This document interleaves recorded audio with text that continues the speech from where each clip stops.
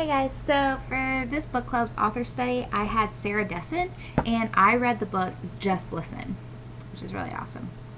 Oh. Okay, anyway, so Just Listen starts out where it's the beginning of Annabelle Green's 11th grade year of high school, and all we know is that some event at the end of year summer party went awry. Something happened, something went wrong, and we don't know what it is. Annabelle doesn't really tell the reader what's going on. You know that something happened and there's a lot of rumors, but you don't know what exactly happened because she won't say. Also, we meet Sophie, who is Annabelle's ex-best friend and drama queen bee. And Sophie has started these huge rumors, and she's telling everyone about these awful things that Annabelle did. So because of Sophie, who is so dramatic, Annabelle is isolated and friendless during her junior year. All of this kind of leads Annabelle to make an unlikely ally with Owen Armstrong, who is stereotyped as the bad boy of the school. He's been in a fight. People kind of keep their distance from him. He's kind of sheltered. So she doesn't really know much about him, but he's also the only one that will talk to her. So there's that. Annabelle, she's actually been modeling all of her life. And you know, she's been in the spotlight for so many years, but now she's kind of having to deal with the spotlight in a negative way. So kind of about her navigating that dichotomy and figuring out what's going on in her life and how to handle it. But with the help of Owen, she learns a lot about the importance of being honest with yourself, the importance of trusting the people who care the most about you, and the importance of not passing judgment on people who you know nothing about. So the novel is not only about Annabelle's ability to kind of navigate this new social situation that she's in, it also has a lot to do with her growing up both emotionally and mentally. On top of the problems that she's dealing with at school, she's also dealing with problems at home.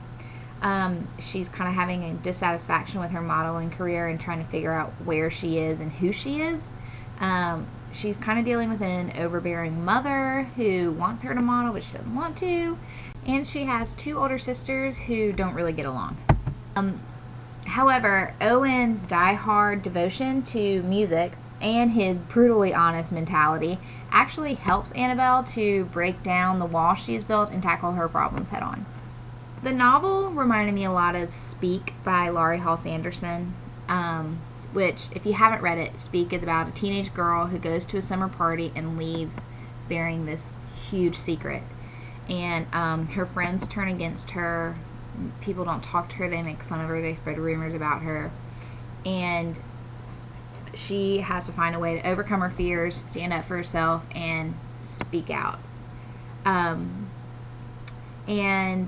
Just Listen is very similar to this in that sense. However, I appreciate that Just Listen gives a little more contrast to the girl's life. For example, in Speak, Melinda, the main character, she pretty much keeps you in her head the whole time. So you're hearing what she's thinking and some of what she's saying, but she doesn't really talk hardly at all, so it's mostly what she's thinking. However, in Just Listen, Annabelle kind of keeps you in with all of her life. She's not silent. It's not that she doesn't talk. She's just not talking about that one thing that happened. So we see Annabelle in her relationship with Owen. We see Annabelle as she makes new friends, as she confronts old friends, and how she deals with her parents and her siblings and everything else that's going on in her life.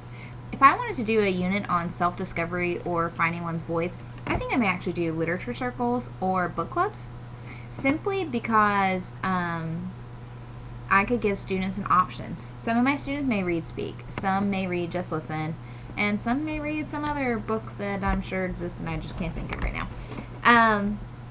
But I think it would be kind of fun to see those different perspectives and for students to split up and read different things, because they all kind of teach similar ideas, but in different ways. I love this book. I have grown up loving Sarah Dessen. I've read just about all of them with the exception of maybe the latest one. And I really love how she presents the reader with a dynamic female character who learns to stand on her own and be her own advocate. And I think it's also because most of these novels have some kind of romance element to them, and I'm a sucker for romance. So I think that having that in there along with the strong female lead really makes it a great book to read. Often Sarah Dessen's books are centered on a particular relationship, typically romantic. However, the focus of the novel is on the girl's growth. How does the relationship make her stronger? What does she learn about herself through the relationship and through her experiences? At the end of the book, the reader always leaves happy that the girl got her happy ending and usually her love interest, but also the reader leaves feeling so proud of the girl for finding herself and overcoming whatever challenges she was facing. Everyone's had an experience, I think, where, someone said something about you didn't like, or you and your friends had a disagreement, or, you liked a boy and turned out he wasn't who you thought he was. And I think that, especially for young female readers, I think a lot of girls can really relate to these characters, and I think they can really understand what's going on. And I think by reading things like this, the reader walks away from the book with a positive lesson learned. For example, here, the positive lesson I think that you walk away from reading this book is that no matter what happens, at the end of the day, you have to be able to trust the people around you, and you have to be able to trust that the people you care for and the people that care for you most will always be there to support you and take care of you. And I think any girl growing up, going through middle school, high school, I think she should know that. And I think she should feel comforted, that books like this exist. And I totally advocate Sarah Dessen to any young readers, or not so young readers. I think anyone would love them. I love them. I love Sarah Dessen, and I love this book. So, thanks.